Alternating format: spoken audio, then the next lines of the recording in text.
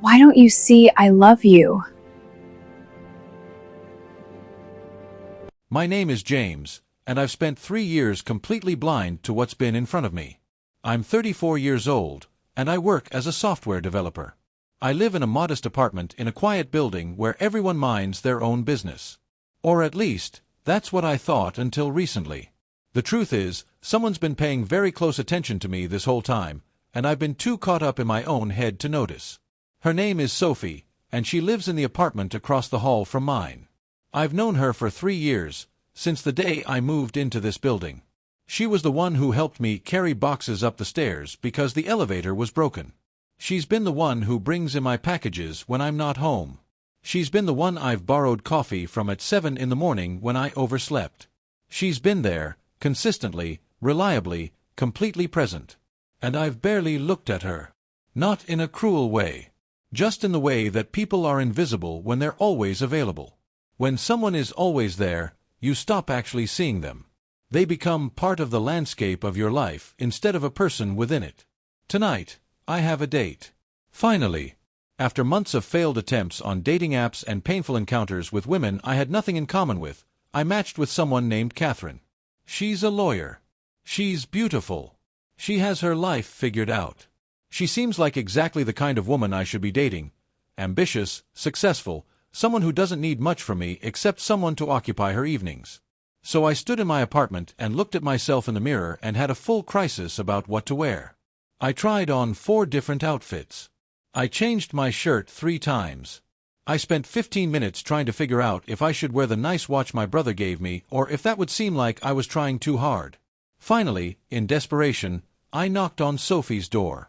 She answered almost immediately, like she'd been waiting for me to need her. Which, looking back, maybe she had been. Sophie is 5 years younger than me, which felt like an appropriate distance when I first met her. She's a freelance photographer, which means she works odd hours and keeps to herself mostly. She has soft brown eyes and this way of smiling like she knows something you don't.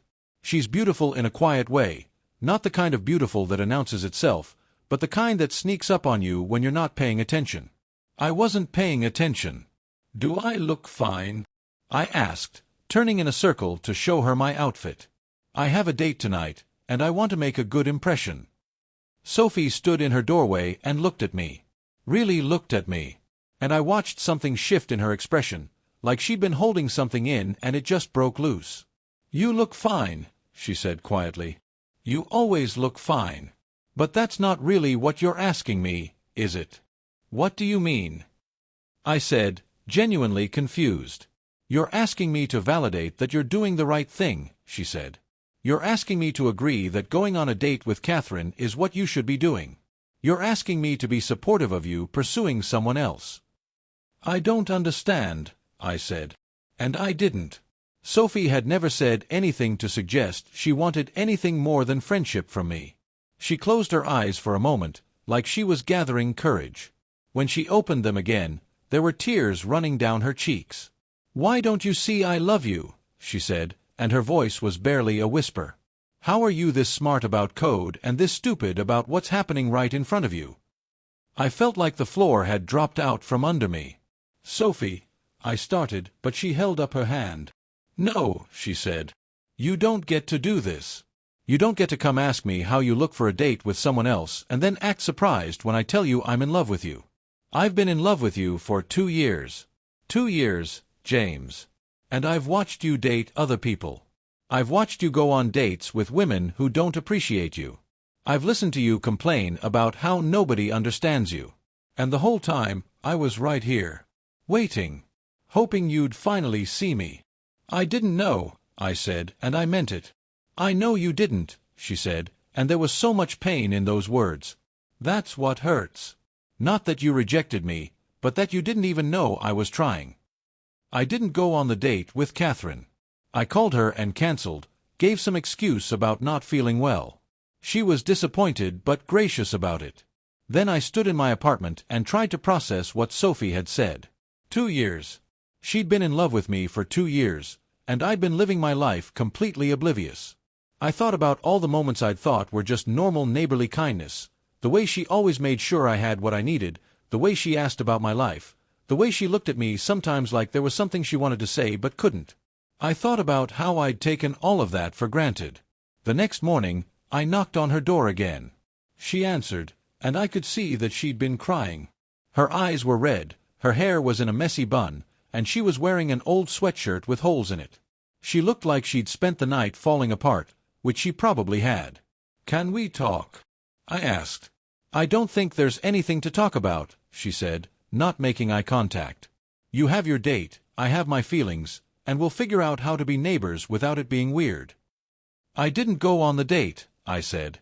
She looked up at me, confused. "I didn't go," I repeated. "I called Catherine and cancelled. Because I realized that I needed to figure something out first." "You don't have to do that," Sophie said quickly. "I didn't tell you I love you so you'd abandon your life. I told you because I couldn't keep pretending anymore." "I know," I said. "But I need to tell you something, and I need you to really listen to me."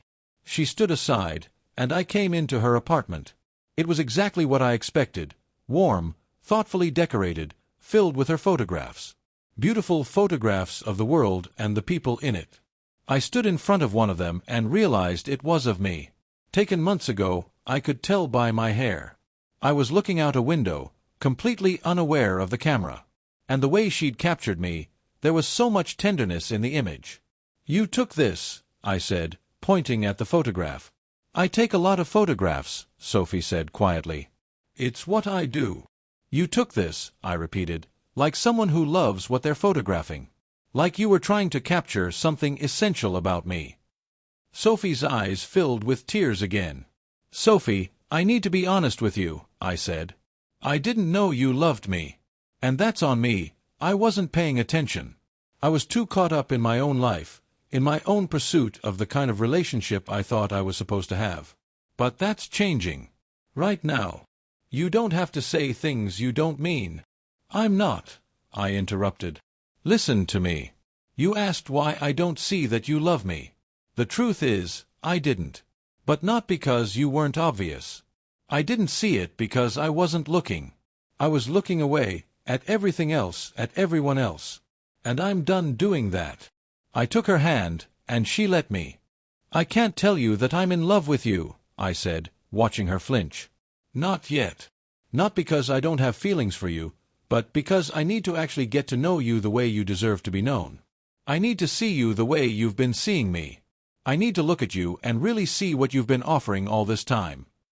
"What are you saying?" she asked. "I'm saying that I want to try," I said. "I want to take you on a real date. Not as neighbors who help each other out. As two people who might actually have something. And I want to give myself the chance to fall in love with you the way you've already fallen in love with me." Sophie was quiet for a long moment. Then she said, "What about Catherine?" "Catherine was safe," I admitted. "She was someone I didn't know, someone I couldn't disappoint because I hadn't made any promises." "You're terrifying. Because I already know you, and you already know me, and there's no hiding from that. But that's also why I think you might be exactly what I need." We started dating officially that night. It wasn't dramatic. We ordered pizza and sat on her couch and talked. Really talked, in a way that I hadn't talked to anyone before. She told me about her childhood, about why she loved photography, about the dreams she had that had nothing to do with me. And I told her about my fears, my insecurities, the reason I'd been running toward women like Catherine instead of seeing women like Sophie. Over the next few weeks, I fell in love with her. Not in the way that people usually describe falling, like it's accidental and sudden. But in the way that plants grow toward sunlight. Deliberately, consistently, inevitably. I fell in love with the way she saw the world. I fell in love with her kindness, which wasn't about getting approval but about genuine care. I fell in love with her honesty, her ability to tell me things I needed to hear even when it was hard. I fell in love with the person she'd been waiting for me to see all along. 3 months into dating, I asked her to move in with me. She said yes so quickly that I knew she'd been hoping I'd ask.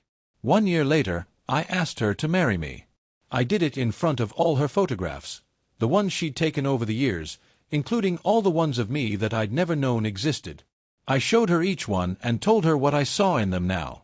I told her I saw a woman who loved me before I deserved to be loved. I told her I saw my past and my future in every frame. And then I asked her to let me spend the rest of my life seeing her the way she deserved to be seen. She said yes, and we cried together, and I promised her that I would never be blind to her again. 2 years after we got married, Sophie asked me something. "Do you remember when you asked me if you looked fine for your date with Catherine?" she said. "I do," I said.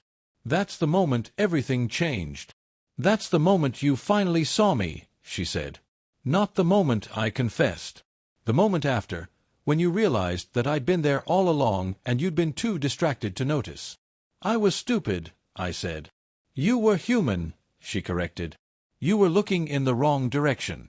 But once you turned around, you really saw me. And that meant everything." We were sitting on the balcony of our new apartment. We'd moved together to a place with more light, more space for her photography, more room for the life we were building. The sunset was painting the sky in shades of gold and purple, and Sophie had her camera out, taking photographs. "What are you photographing?" I asked. "You," she said, turning the camera toward me. "Still, even after all this time. Because the way you look when you're happy, when you're really, actually happy, that's the most beautiful thing I've ever seen. And I want to remember it forever." I took the camera from her hands and set it down, and I pulled her close instead. "I'm happy because of you," I said. "Because you saw me before I saw you. Because you loved me before I deserved it. Because you were patient enough to wait for me to catch up." "That's what love is," Sophie said, and she kissed me. "Waiting. Seeing. Choosing. Again and again." I kissed her back, and I made a silent promise to myself that I would spend the rest of my life seeing her the way she'd always seen me, completely, deeply, and without reservation. If you enjoyed this story, don't forget to hit that like button, subscribe for more heartfelt tales, and drop a comment letting us know where you're listening from. We'd love to hear your thoughts and connect with you. Thanks for being part of the Unscripted Stories community.